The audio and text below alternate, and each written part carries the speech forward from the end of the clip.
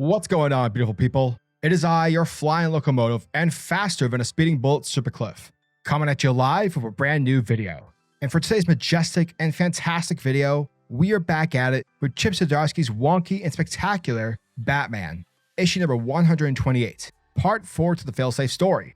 But before we get back into the world of DC and Batman and all the glorious waste sewage that is Gotham, if you are new to the channel, then smash that like and subscribe button. That way you guys never miss out on anything that's happening on this lovely channel. And because we managed to cross over 1,000 subs, let's raise the bar and go full on Super Saiyan as we try to get 200 more subs before the end of 2022. Basically, don't be rude, hit that subscribe button and be a freaking hero. Thus, without further ado, let's dive back into the world of Batman, issue number 128. Our story begins with Superman, Clark Kent's Superman, arriving just in the nick of time to save Batman from the clutches of Failsafe. Now simultaneously, we're getting some internal monologuing from Batman himself. And aside from describing Supes as an angry dad, which is hilarious, we're also learning that Batman is much more terrified for Superman's well-being. Because at the end of the day, Batman designs Failsafe, and you can bet your money and blood that Failsafe is equipped and armed with every contingency. It's got lead built inside of it in order to counter Superman's ability to X-ray vision for weakness, but more importantly, it's also equipped with some kryptonite blades, which that alone, folks, changes the game. And the results are devastating because it's right in that moment where the villainous robot manages to puncture Superman with one of its blades, mortally wounding our hero in the middle of his chest, right through the House of L symbol. However, as we come to learn thanks to Avengers Age of Ultron, if you're going to be fighting a robot, then one must bring a bow and arrow. And that's exactly what happens because that's when Green Arrow shows up and he is shooting arrows like no one's business. But it isn't just Ollie who shows up. We got the entire Justice League here to crash the party. Heroes like Martian Manhunter, Hawkgirl, and Black Canary. They're here to kick ass and take names. Oh, and just in case you were wondering, this story takes place before Dark Crisis. So yeah, the more you know.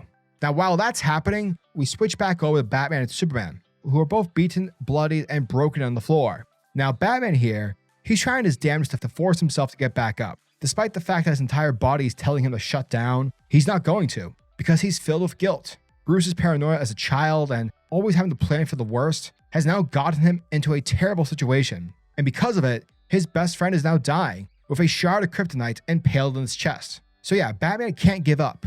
He just simply won't allow it. Nor will he allow Superman to die. Thus, he crawls over to him and takes the kryptonite out of his chest. Now, the good news is that by doing this, Bruce was able to lessen the kryptonian exposure. But regardless, both him and Supes require medical attention. And so while the League is continuing to duke it out with Failsafe, Tim Drake and Green Arrow bring Bat and Supes to the Justice League jet. And once they're on board, Tim takes controls and flies away.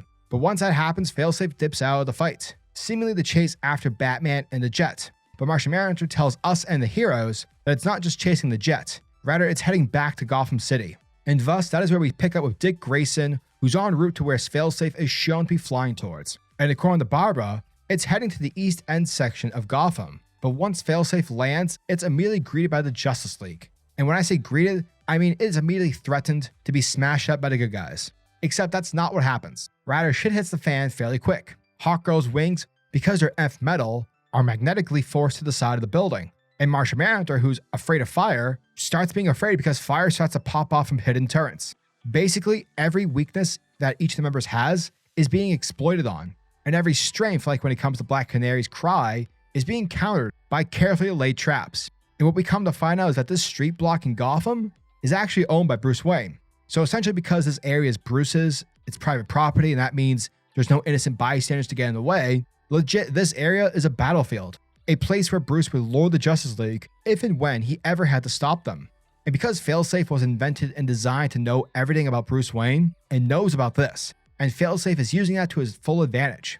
Meanwhile, back on the jet, Bruce finally accepts the fact that he can't stay aboard. He can't allow Failsafe to kill Superman because, as he puts it, Superman is the guy. He's the hero that the world needs. He's our greatest weapon, so yeah, I gotta leave.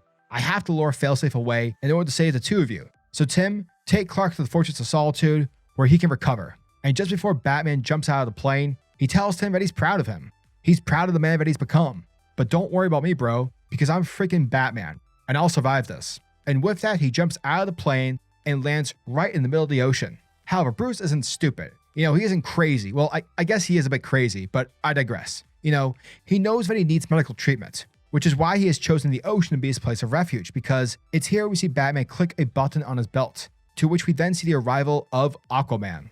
Afterwards, Bruce finds himself waking up in what seems to be the Atlantean version of a Bacta tank from Star Wars. And fortunately for us, in the DC universe, Batman is fully healed, and it turns out that the fish have been healing his internal wounds for the last 2 weeks. But sadly, according to Arthur, these last 2 weeks have not been too kind, because over in Gotham, it's been completely taken over by Failsafe. Legit, this thing is Age of Ultron the entire situation, and now it's made copies of itself. And with there now being an army of robot minions searching the streets for resistance, and not only have they managed to capture heroes, they are now searching every corner of the globe for Batman. And according to Arthur, the robots are about to reach the depths of the ocean, and soon they'll eventually come for Atlantis. But what's even more disturbing is the fact that Failsafe knows Bruce inside and out. It knows that he can't stay away nor hide from the city. Therefore, Failsafe wants the world to know that Gotham is his now, and that the only way to stop him and to stop what's happening is if Batman comes back to reclaim it. If Batman takes back Gotham City. And that, folks, was the end of Batman, issue number 128. And thank you guys for checking out my video, as it truly, truly means the world to me.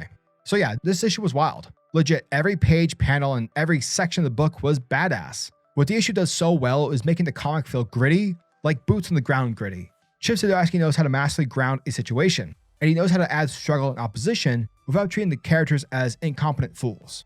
A lot of the times, writers and filmmakers, when they're introducing a new character, they'll write the character as someone who's already better and stronger than said protagonist. Because as a writer, you want the audience to know that this new character means business, that this character is amazing and super cool.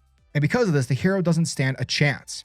Honestly, I hate to bash on the guy, but you can see as to what I'm trying to say with a character like Rogol and Bendis' Superman. Bendis is coming.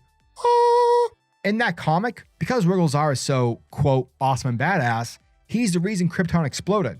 And so basically what Bendis did was that he took something very organic away from the Superman mythos and changed it in order to hype up his bad guy. Now, I love Bendis, but that's an example of lazy writing, and that's not what happens here. What Chip does is explain the rules and the functions of Failsafe through the book's actions. We understand the strengths and the weaknesses, along with Failsafe's capabilities. Basically, Failsafe is a Batman-esque Ultron. And because we understand Batman as fans, and we have this general understanding on how Batman thinks and operates, we're able to believe the fact that Failsafe can actually do some damage, and can actually fight off the Justice League. Failsafe isn't winning because of plot, he's winning because it's using techniques at its disposal. And because of that, we as the reader can believe what's happening. Also, I'm not a fan of backup stories. Like, I appreciate their existence and I get that, but they're never the reason why I pick up a book. But I will say the backup story to this was pretty dope. I definitely recommend it.